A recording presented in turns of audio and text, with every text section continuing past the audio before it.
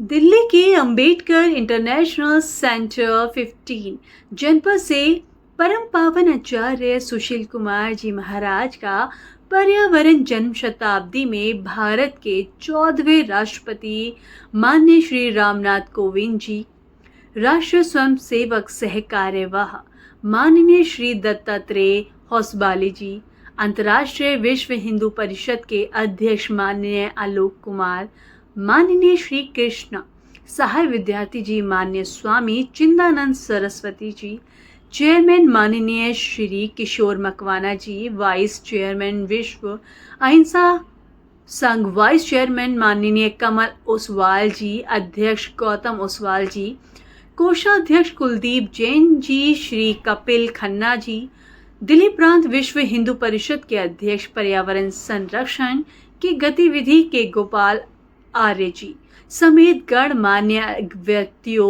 उपस्थित रहे। बता दें कि कार्यक्रम में सभी लोगों को विमान हादसे में लोगों की आत्मा शांति हेतु 1 मिनट का मौन करवाकर पर्यावरण संरक्षण की प्रतिज्ञा शपथ दिलाई।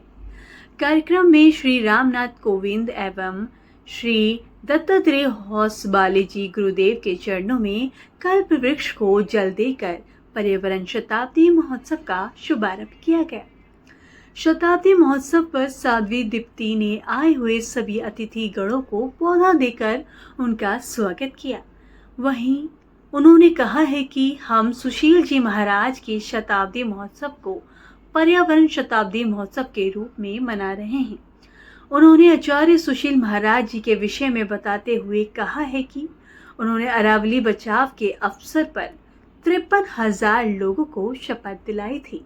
स्वामी चिंदानंद सरस्वती ने कहा है कि मरण उनका होता है जो स्वयं के लिए जीते हैं, स्मरण उनके लिए होता है जो समाज के लिए जीते हैं। और आचार्य सुशील जो आज अपने मिशन द्वारा आज भी हमारे साथ जीवित है। द्वारा आयोजित आचार्य सुशील जन्म शताब्दी समारोह में मंच पर प्रमुख रूप से उपस्थित राष्ट्रीय स्वयंसेवक संघ के सर कार्यवाह श्रीमान दत्तात्रेय होसबाले जी, अंतर्राष्ट्रीय विश्व हिंदू परिषद के अध्यक्ष श्रीमान आलोक कुमार जी, परमार्थ निकेतन आश्रम ऋषिकेश के अध्यक्ष पूज्य स्वामी शुभारंभ हुआ है। आचार्य सुशील कुमार जी महाराज की जन्म शताब्दी का, और वो शताब्दी ऐसी होगी, ये वर्ष कि इस पूरे देश को हरा भरा करेगी। 1 करोड़ पेड़ लगाना, इसका संकल्प करना, इसमें राष्ट्रीय स्वयंसेवक संघ जैसे संगठनों का सहभागी हो जाना, तो मुझे लगता है कि वृक्ष लगेंगे। और कल्प वृक्ष कहा है तो उपयोगी औषधीय वृक्ष लगेंगे। मैं समझता हूं कि यह एक बड़ी बात होगी। विश्व में शांति और बंधुत्व की जरूरत है। चारों तरफ के युद्धों में मानव के मन को शांति चाहिए। ये शताब्दी उन सब चीजों को करेगी। मैं साध्वी दीप्ति जी का, साध्वी लक्षिता जी का अभिनंदन करता हूं कि उन्होंने इतने अच्छे कार्यक्रम की रचना की है। सर, रामनाथ कोविंद जी भी आज यहाँ पे पधारे, उन्होंने अपने विचार व्यक्त किए, उसके बारे में क्या कहना चाहिए? उनके विचारों पर तो मैं क्या कहूँगा, वो इतना अच्छा बोले, अपने अनुभवों और संस्मरणों से बोले, जैन संतों से जो उनका इंटरेक्शन हुआ उस पर बोले। मैं समझता हूँ कि उनका आना बहुत प्रेरणादायी रहा है। या एक पेड़ माँ के नाम। मुझे बड़ी प्रसन्नता है कि आज केवल एक संस्था नहीं, हर संस्था इस प्रयोग के लिए आगे बढ़ी है और ज़्यादा से ज़्यादा ये प्रयास किया जा रहा है कि ज़्यादा से ज़्यादा पेड़ बढ़े। आप देख रहे हैं गर्मी कितनी बढ़ रही है, लोगों के भीतर का तापमान भी बढ़ रहा है और बाहर का तापमान भी बढ़ रहा है। भीतर के तापमान के लिए संतों की वाणी, संतों के संदेश, जिसके लिए कार्यक्रम था, और बाहर के तापमान के लिए ज़्यादा से ज़्यादा वृक्ष लगाएं, क्योंकि वृक्ष होंगे तो शीतलता होगी, वर्षा होगी। सबके पास ग्लेशियर नहीं है। No glacier no Ganga, no पेड़ नो पानी। और सच मानिए, नो पानी नो पीस। अगर आज शांति चाहिए, यदि आज जीवन चाहिए, हमें पेड़ों को लगाना होगा। उसी का संकल्प आज दिया गया है कि हर व्यक्ति कम से कम 2 पेड़ लगाए, अगर हो सके तो 9 पेड़ लगाए। ये संकल्प था। लोगों ने आज भरा हुआ हाल, सबका उत्साह, और ये संकल्प पूर्ण हुआ। शताब्दी वर्ष मनाया जा रहा है आचार्य सुशील मुनि जी महाराज का। उनका योगदान पूरे विश्व के लिए, अहिंसा के लिए, शांति के लिए और सद्भाव के लिए अद्भुत है।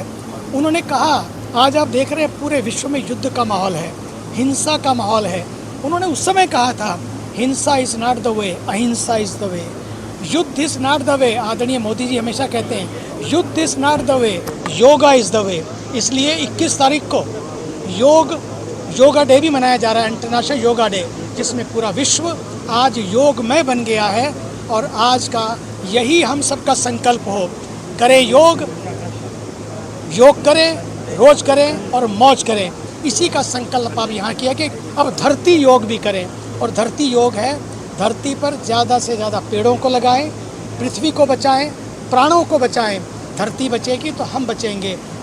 Culture, nature and future, very important. Culture बचेगा, नेचर बचेगा तो फ्यूचर बचेगा।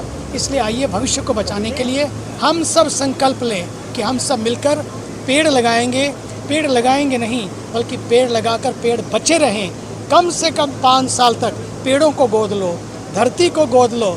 और अगर हमने ऐसा किया, सच मानिए, आने वाला समय हमारी पीढ़ियों के लिए, हमारे आने वाले बच्चों के लिए एक सुखद होगा, बढ़िया होगा। और यही भारत पूरे विश्व को एक सपना नहीं, संकल्प दे सकता है, ताकि ये संकल्प पूर्ण हो। आइए मिलकर भारत के प्रधानमंत्री जी के साथ एक पेड़ माँ के नाम, एक पेड़ धरती के नाम और एक पेड़ एक दूसरे के नाम भी लगाओ। पेड़ लगेंगे ना। अब मुझे तो लगता है कि पेड़े नहीं बांटो, अब पेड़ बांटो। Every function should become a green festival, a green birthday, a green ceremony, तो काम बनेगा। आज इसी की आवश्यकता है। आज गुरुदेव का शताब्दी वर्ष लॉन्च हुआ है और गुरुदेव का सपना था पर्यावरण, अहिंसा, शाकाहार। और गुरुदेव का जो सपना था, गुरुदेव का जो मिशन था, मैं उनकी शिष्या होने के नाते, उनके उत्तराधिकारी होने के नाते हमारी जिम्मेवारी बनती है कि हम उनके सपनों को, उनकी इच्छाओं को पूरा कर सकें। और कल्प वृक्ष, गुरुदेव कहते थे कि कल्प वृक्ष, अगर वृक्ष के नीचे आप बैठ के जप करते हैं, पाठ करते हैं, पूजा करते हैं, ध्यान करते हैं, तो आपकी हर इच्छा पूरी होती। कल्प वृक्ष का मतलब होता है कि हर इच्छा को हर वृक्ष पूरा करता है।